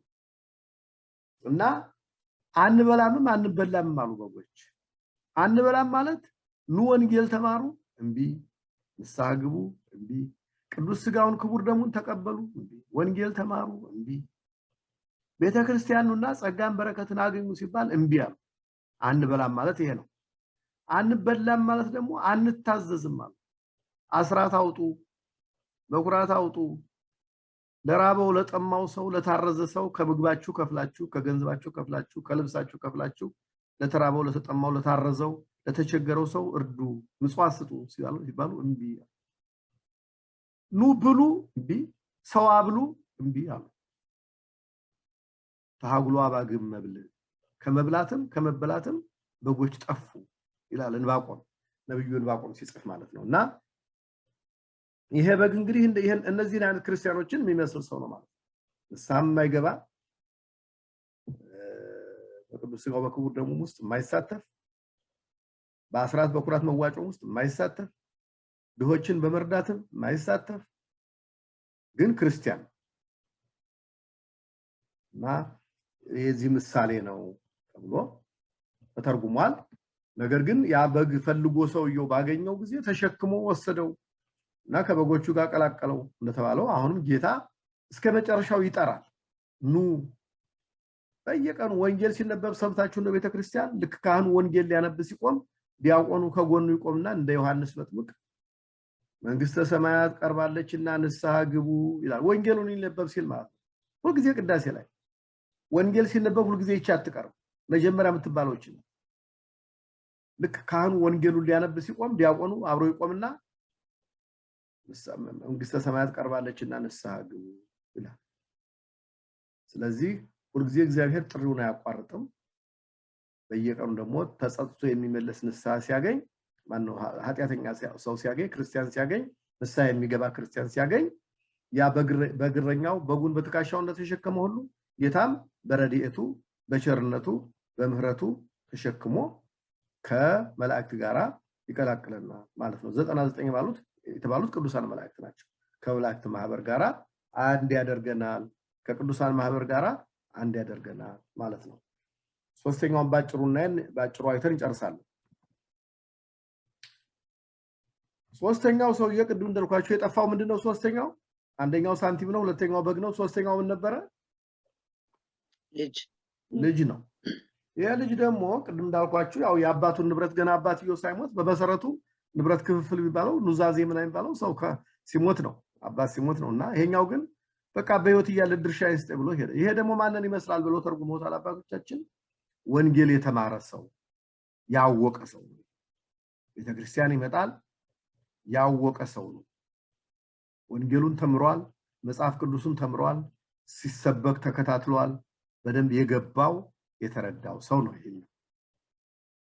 እና ግን ከአባቱ ቤት ኮበለለ ወጣ ማለት ከቤተክርስቲያን ወጣ ማለት ምን ይዞ ነው ግን የወጣው ድርሻውን ይዞ ነው ዕውቀቱን ይዞ ነው የወጣው መጽሐፍ ቅዱስን ያውቃል ትምህርቱን ያውቃል ሃይማኖቱን ያውቃል በደንብ ተምሮ ገብቶት ግን የዚህ ዓለም ነገር አሸንፎት ነው የወጣው እነዛ ቀደም ያሉ ሰዎች በጉም ምንም አያውቅም በቤት ውስጥ የጠፋውን ቢሆን እንደው ቤተክርስቲያን ይመላለሳል እንጂ ምንም ዕውቀት የለውም ይሄኛው ግን በደንብ የተማረ የገባው ሰው ፎርዛት ማተር ካህንም ሊሆን ይችላል በአንድ ወቅት የሰበካ ጉባኤ አባልም የነበረ ሊሆን ይችላል ቤተክርስቲያን ውስጥ ሲያገለግል የነበረ ሰው ሊሆን ይችላል አስራትም ሲያወጣ የነበረ ሰው ሊሆን ይችላል ምጽዋትም ሲሰጥ ሰው የነበረ ሲጾም የነበረ ሲጸልይ የነበረ ሰው ሊሆን ይችላል የእግዚአብሔርን ጸጋ በደንብ የቀመሰ ሰው ነው ግን ወጣ ከቤተክርስቲያን ወጣ ኮበለለ እና ሄደ ያችን ያ ልጅ እንግዲህ ገንዘቡን እስኪያጠፋ ድረስ ተመችቶት ነው የኖረው ገንዘቡን እስከሚያጠፋ ድረስ ተመችቶት ነው የኖረውና ሂዶ ከአመንዝራዎቹ ጋራ ከሌቦቹ ጋራ ከሚዘፍኑት ጋራ ከምኖቹ ጋራ ነው ገንዘቡን አብሮ ጨፍሮ የጨረሰውና ይሄኛም ሰውዬ ወደ ዓለም ሂዶ አይኛ እኮ ቤተክርስቲያን ውስጥ ነበርን እያለ ቤተክርስቲያን ውስጥ ነበረ የሰንበት ትምህርት ቤት አባል ነበርኩኝ የሰበካ ጉባኤ አባል ነበርኩኝ ይገርማቸዋል እንደውም አልፎ አልፎ ወንጌል ሰብክ ነበር አስተምር ነበር እኔንም ያለኝ አልነበረም እንደው ጥያቄ መና መልስ እንኳን ቢነሳ በቤተክርስቲያን ውስጥ ማንም አይችለኝም ነበር እያለ በቤተክርስቲያን ውስጥ ሳለ በጥሩ በክርስትና ደረጃ ላይ ሳለ ይሰራው የነበረውን በዓለም መድረክ ላይ እንደ ጉራ ያወራ ግን ከቤተ እግዚአብሔር ከቤተክርስቲያን የቆበለለ ከእግዚአብሔር ፊት የቆበለለ ሰው ማለት ነው ይሄ ሰው መጨረሻ ገንዘቡ አለቀና ምን ሆነ ነው ያለው ቅድም የአሳማ እረኛ ሆነ የአሳማ ጠባቂ ሆነና ምን ሊበላ ፈለገ በጣም ከመራቡ የተነሳ የአሳሞቹን ምግብ ለመብላት ፈለገ እሱንም ግን የሚሰጠው አላገኘም ይሄን የምታገኙት በሉቃስ ወንጌል ምዕራፍ 15 ቁጥር 16 ላይ ነው ታገኙትና የአሳማውን ምግብ የሚሰጠው አጣ ይላል ይሄም ሰው ሄደ ወደ ዓለም ቤተክርስቲያንን ትቶ እግዚአብሔርን ትቶ ወደ ዓለም ሄደና በዓለም ውስጥ ጨፈረ ምናምን አለ እንግዲህ በኋላ ትምህርቱም እየተረሳ ያድሮ በቤተክርስቲያን የነበረው ትዝታውም እየተረሳ መጣና ምን ትዛለው እንደገና ተመልሶ የአባቱ ቤት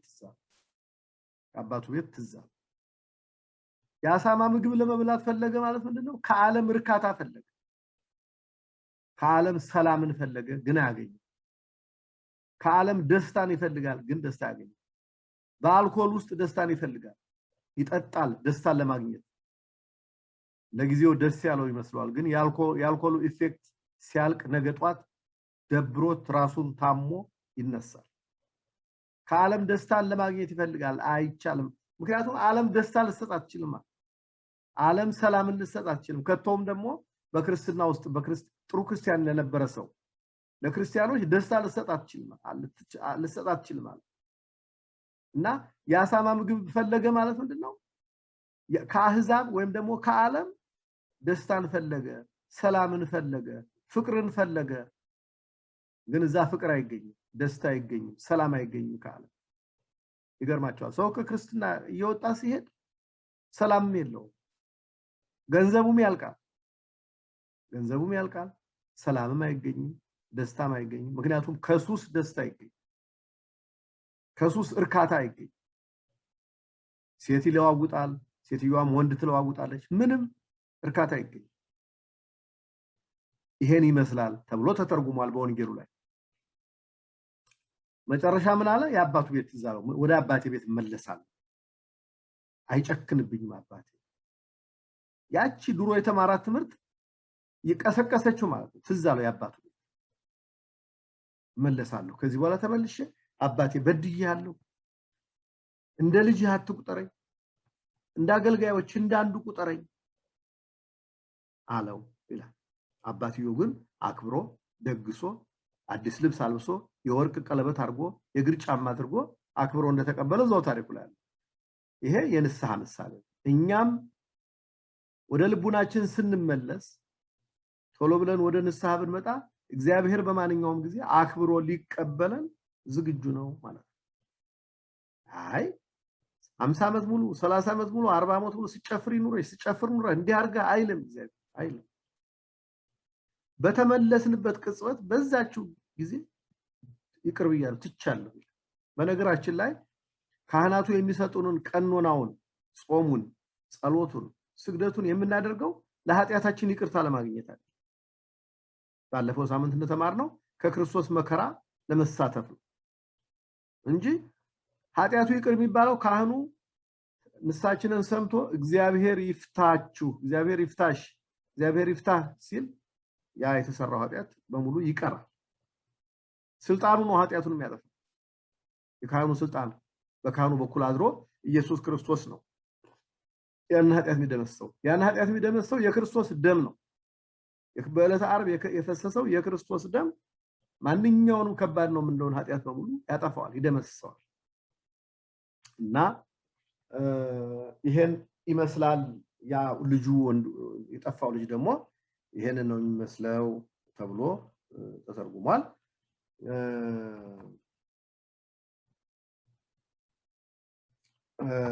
እና ይሄ ሰውዬ ይሄ ልጅ ለምንድነው እርካታን ያጣው? ይሄ ክርስቲያን እውነተኛውን የሰላም ምንጭ ኢየሱስ ክርስቶስን፣ እውነተኛዋን የደስታ ምንጭ ቤተክርስቲያን፣ ደስታ፣ ሰላም፣ ፍቅር የሚባሉት ነገሮች ምንጫቸው መገኛቸው እግዚአብሔር ነው። እንዳውም ነግራችሁ እንደሆነ አላቅም ትምህርታችን ሲጀምር ድሮ በፊት በመጀመሪያ ጊዜ ማለት ነው። እነዚህ የእግዚአብሔር ባህሪያት ናቸው። ፍቅር፣ ሰላም፣ ደስታ፣ ትዕግስት፣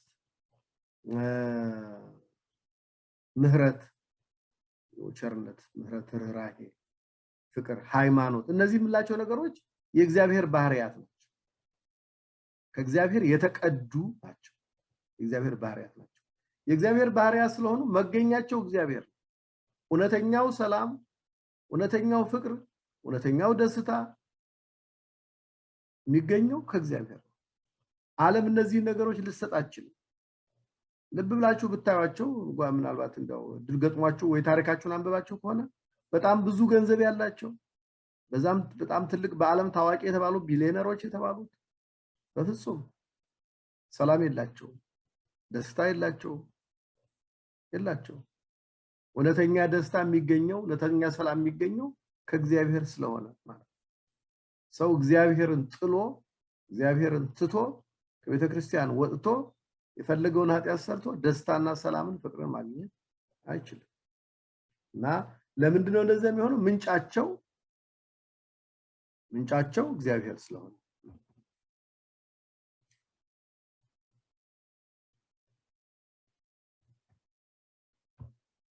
ስለዚህ የአእምሮ ሰላም የሚገኘው ከእግዚአብሔር ነው። የአእምሮ ሰላም ለማግኘት ንስሐ መግባት አንዱ መንገድ ነው ማለት ነው። እሱ ብቻ አይደለም፣ አንዱ መንገድ ግን ንስሐ ነው። ለማለት ነው እንጂ መጀመሪያም ኃጢአት ያልሰሩ ሰዎች በንጽህና በቅድስና ተጠብቀው የሚኖሩ ሰዎች በየገዳሙ የሚኖሩ ሰዎች የዓለም ሰዎች ካላቸው የበለጠ ሰላም አላቸው ጥያቄ አላችሁ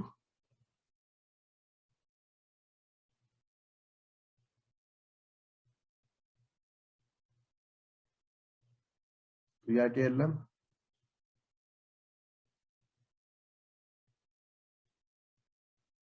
አላችሁ ግን ሁላችሁ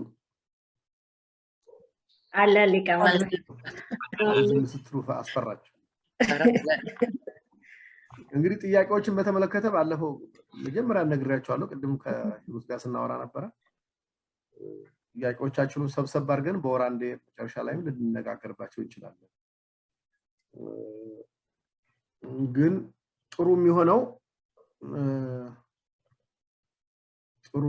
ምን ሲሆን ነው ከተቻለ እዚሁ ላይ ስታረሷቸው ርዕሱ ሳይረሳ በደንብ ልንነጋገርባቸው እንችላለን አሁንም ካልመጣላችሁ ግን ሰብሰብ አድርጋ ሂሩት ሰብስባለ ሂሩት ተሰጧት እሷ ጽፋት ለክልኝና በኢሜል አንድ ቀን ዲስከስ እናደርጋቸው እንችላለን አሁን ጥያቄ ያላችሁ ዛሬ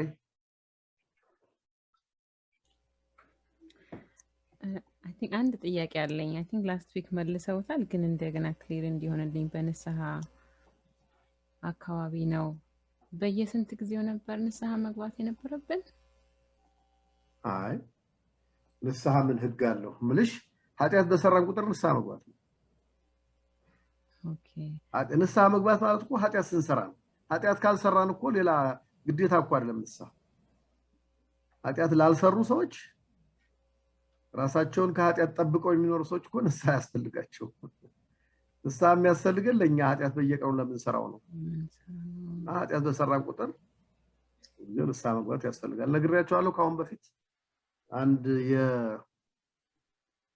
የግብጽ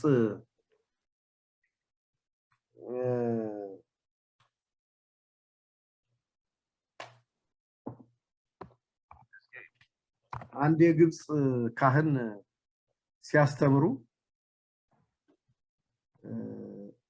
አንድ የሳቸው ንስሐ ልጅ ሆነ ሰው የተናዘዘውን ነገር እየተናገሩ ነበርና ብዙ ጊዜ አንስቻለሁ ይሄን ነገርና ሰውየውም ብሎ ነው የተናዘዘው አባቴ ባለፈው አንድ ሳምንት ይሁን ብቻ ቀኑን ረሳሁት ባለፈው አንድ ሳምንት ሙሉ ወይ 15 ቀን ሆነ አንድ ሳምንት ሙሉ መጽሐፍ ቅዱስ አላነበብኩም ብሎ ተናዘዘ ብለው እየተናገሩ ነውና ኃጢአት ወደ ኃጢአት ውስጥ ምንገባባቸው ብዙ መንገዶች አሉ ለማለት ነውና ሰው መግባት ያለበት ኃጢአት ሲሰራ ነው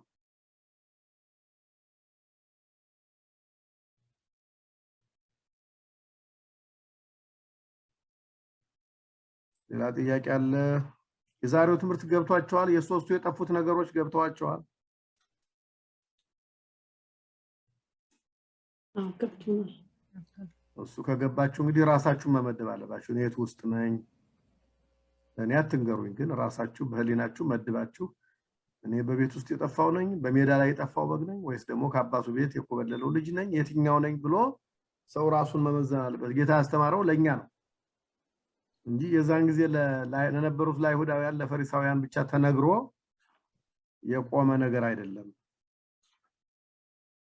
እኔ አንድ ጥያቄ አለኝ እሺ ያለፈው ጊዜ ስንማር ከኃጢአት ከመብዛቱ ብዛት አንዳንድ ሰው ልቡ ይደነድናል ወይም በጣም ኤክስትሪም ከመሆኑ ብዛት ከነዚህ ከሶስቱ ካቴጎሪዎች የትኛው ጋር ነው የሚመደበው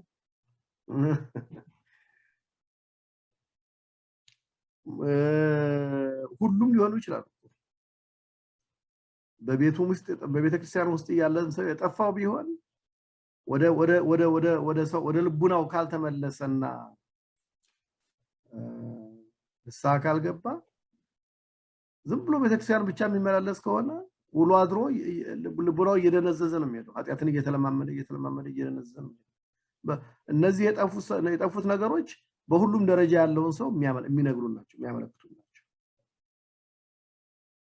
ከነዚህ ከሶስቱ ነገሮች የምንማረው ነገር ምንድነው ሰው ሁልጊዜ ኃጢአት ይሰራል አንድ ሁለት እግዚአብሔር ሁልጊዜ ይፈልጋል እግዚአብሔር ሁልጊዜ ይፈልጋል በቤት ውስጥ ያለችውን ፈለገች በየጠፋበትም ፈለገ ያ ልጁ የጠፋበት አባትም ልጄ መቼ በመጣልኝ ያለ ልጄ እንዴት ነው ማገኘው ያለ ይጨነቃል እና እግዚአብሔር ሁሉ ጊዜ ይፈልገናል እኛ ደግሞ ሁሉ ጊዜ ኃጢአት እንሰራለን በመሃል የሚያገናኘን ንስሐ ስንመለስ ነው ማለት ነውና ልቦና የመደንዘዝ ነገር በማንኛውም ደረጃ ሊፈጠር ይችላል ማለት ነው ካልተመለስን ልቦናችን የሚያደነዝዘው እኮ ፕሮሰሱን ባለፈው አይተን የለ ኃጢአትን እየደጋገሙ መስራት ነው መጀመሪያ እኮ ሰው ኃጢአት ሲሰራ ይደነግጣል ይፈራል ወይ ነው እንዲህ ማድረግ አልነበረብኝም እያለ እኮ ትንሽ ያስባል ግን እየቆየ ሲሄድ ኖርማል ይሆናል እየለመደው ይሄዳል እንደ ሐሺሽ እንደዚህ ምንድነው ይባላል እንደ ሄሮይን ኮኬን እንደሚባሉት ነገሮች ማለት ነው እነዚህን አደንዛዥ ነገሮች የሚጠቀም ሰው መጀመሪያ ትናንሽ ግራሞች ነው የሚጠቀም በጣም ትናንሽ ግራሞች ነው ግን እየደጋገመው ሲሄድ ዛሬ በ1 ግራም ይበቃው የነበረው ሰው ነገ ምናልባት 3-4 ግራም 2 ግራም ሊሆን ይችላል ከዛ በኋላ ግን ዲፔንደንት ይሆንና ያለሱ መንቀሳቀስ ያለሱ መኖር ያቅተዋል ማለት ነውና ኃጢአት እንደዛ ነው መጀመሪያ እንደነግጣለን እንፈራለን ወይ እንደው የማይገባ ነገር አረኩ ያን ህሊናችንም ትንሽ ሊወቅሰን ይሞክራል ግን እየቆየን ስንሄድ አያስደነግጠን ኃጢአቱ አያስደነግጠን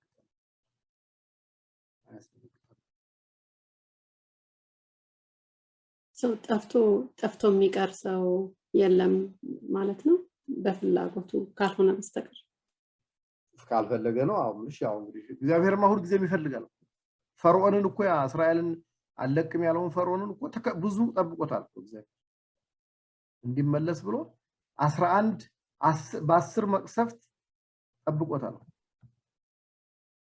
ግን አልመለስም ሲል በ11ኛው በቀይ ባህር ውስጥ ሰጥሞ እንዲቀር ተደረገ ማለት ሄሮድስ የተባለው ጌታን በተሰቀለበት ጊዜ የተሳተፈው ሄሮድስ ብዙ ተሞክሮታል ጌታ ብዙ ሞክሮታል እንዲመለስ ማለት ራሱ ጌታ ገስጾታል ከሱ በፊት ዮሐንስ መጥምቅ ገስጾታል ግን ዮሐንስ መጥምቅን ራሱን ቆረጠ አንገቱን ቆርጦ ገደለ በኋላ ጌታ ሲሰቀል ደግሞ ተባባሪ ሆነ ማለት ነውና ጌታ ምን ጊዜ ይፈልጋል አሁን ለምሳሌ ስለ ይሁዳ ሲነገር ይሁዳ ጌታን ሸጠ ከዛ በኋላ ደግሞ በዕለተ ዓርብ ሲንገላታ ደግሞ አይቶ ገንዘቡን ወስዶ በተነ እና ከዛ አባቶቻችን ሲተረጉሙ ሄዶ ታነቀ ዛፍ ላይ ገመዱ ዛፍ ላይ ሰቅሎ ሲል ዛፉ ወደ መሬት አጎነበሰና በእግሩ እንዲቆም አደረገው ተብሎ አንድምታው ኮሜንተሪው ላይ የወንጌል ኮሜንተሪው ላይ ተጽፏል ዛፉ ወደ መሬት አጎንብሶ በእግሩ አቆመው ከዛ በኋላ ገመዱን ከዛ ዛፍ ላይ ፈትቶ ሌላ ዛፍ ላይ ሄዶ ተሰቀለ ሲሰቀል አሁንም ገመዱ ተበጥሶ መሬት ላይ ወደቀ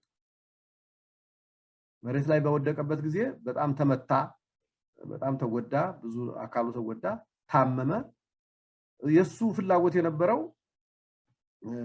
የዛኑ ቀን ዓርብ ሞቶ ማታ በዓርብ ማታ ጌታ ከሲኦል ነፍሳትን ሲያወጣ ለመውጣት ነበር በብልጠት ደግሞ መስጠት ስለማይቻል 40 ቀን ታሞ ቆየ ከጌታ እርገት በኋላ አረገ ሲሉት ነው ደንግጦ ይላል ኮሜንተሪው ላይ ማለት ነውና ጌታ ሁሉ ጊዜ ይከተለናል በሱ ስም ውስጥ ሆነን በምንም ውስጥ ሆነን ጌታ እየተከተለ በአንዱ ሰው አማካይነት ወይ በወንጌል በአስተማሪ በሰባኪ በምን አማካይነት እንድንመለስ ይጎተጉታል እሱ ግን ያው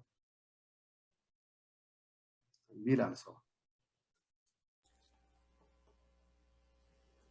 አንድ ጥያቄ ነበረኝ ስለ ማልቀስ ስላሉት አንዳንድ ሰው ተፈጥሯችን በቃ ኢሞሽናል ያልሆነ ሰው አለ ማልቀስ የማይችል በቃ የሆነ ነገር ካልቆረጠው በስተቀር እንደዚህ አይነት ያለው ተፈጥሮ እንዴት ነው አሁን እኔ መዝሙረ ዳዊትን ሳነብ እንደዚህ ያልቅሱ ምናምን እንደዛ ሲል ከየት እንደሚመጣ ማለት ከልብ ነው ብለዋል ግን ተፈጥሮ ላይ ከሌለ ተፈጥሮ ላይ የማይሌለ ነገር የለም አሁን እንደዚህ አንዳንድ ሰው እንባ የማይወጣው ለምንድን ነው ሶሻላይዜሽን ነው ሶሻላይዝ ሲደረግ ሲያድግ ያደገበት ሁኔታ ነው እንጂ እንባ የማይወጣው ሰው የለም አንዳንዴ እኮ በአይታችሁ ነው በኢትዮጵያ እናቱ ሞታ አባቱ ሞቶ ሚስቱ ሞታ ባሏ ሞቶ ማያለቅሰዋል ማልቀስ አይችልም ግን እንዲህ አይነት ሰዎች ለማልቀስ ትሬኒንግ አለ ይደረጋል ትሬኒንግ ይሰጣል ለማልቀስ አሉ አባቶች ትሬኒንግ እንዴት ማልቀስ እንዳለበት እንትን የሚሉ አሉና እንዳልሽው አንዳንድ ሰው አለ እንደዚህ ሶሻላይዝ ሲደረግ እንደውም እኮ ድሮ አንዳንድ አባቶቻችን ሲገርፉ ልጅ ካለቀሰ በጣም ይመታል። ለምን ታለቅሳለህ? ወንድ ልጅ አያለቅስም በተለይ ይባላል። ዋጥ አድርገው ባን ዋጥ እየተባለ እንዳያለቅስ ሁሉ ይደረጋል። ወይ ደግሞ ልቡ በግፍና በአመጽ ምክንያት ደግሞ የደነዘዘ ሰው አለ።